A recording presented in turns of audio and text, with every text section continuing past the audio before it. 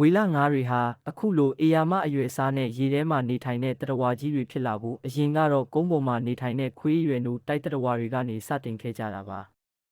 လွန်ခဲ့တဲ့2 တန်း50ခန့်ကအာရှအလယ်ပိုင်းမှာပါကီစီတက်ဆိုတဲ့သတ္တဝါတစ်မျိုးရှိခဲ့ပါတယ်ဒါကဝေလငါးတွေရဲ့အစဖြစ်ပြီးခွေးရွယ်စားနဲ့ရေကန်နားမှာနေထိုင်တဲ့သတ္တဝါတွေဖြစ်ပါတယ်အဲ့ဒီနောက်မှာတော့အမ်ဗျူလိုစီတက်ဆိုတဲ့သတ္တဝါအဆင့်သို့ရောက်သွားပြီးရေထဲမှာကောင်းကောင်းသွားလာနိုင်တဲ့ခန္ဓာကိုယ်ဖွဲ့စည်းမှုတွေရရှိလာပါတယ်ရော့ဝိုးစီတက်ဆိုတဲ့အဆင့်မှာတော့ထိုသတ္တဝါတွေဟာရေထဲမှာပုံမူနေထိုင်နိုင်ပြီးတင်ပါဆုံရိုးကကြောရိုးနဲ့ချိတ်ဆက်မှုမရှိတော့တာကြောင့်ရေကူးတဲ့အခါပုံမူလွယ်ကူလာပါတယ်နောက်ထပ်ဆင့်ကဲဖြစ်လာတဲ့ပရိုတိုစီတက်မိုင်းစီတက်ဇိုင်ကိုရိုင်ဇာတို့ကတော့ရေထဲမှာမွေးဖွားနိုင်တဲ့နို့တိုက်သတ္တဝါတွေဖြစ်လာပါတယ်အဲ့ဒီနောက်မှာဘာဇလိုဆောရက်ဆိုတဲ့ဝေလငါးကြီးတွေပေါ်လာပြီးအလေးချိန်100တန်ရှိတဲ့အရွယ်စားကြီးတဲ့ဝေလငါးတွေဖြစ်လာပါတယ်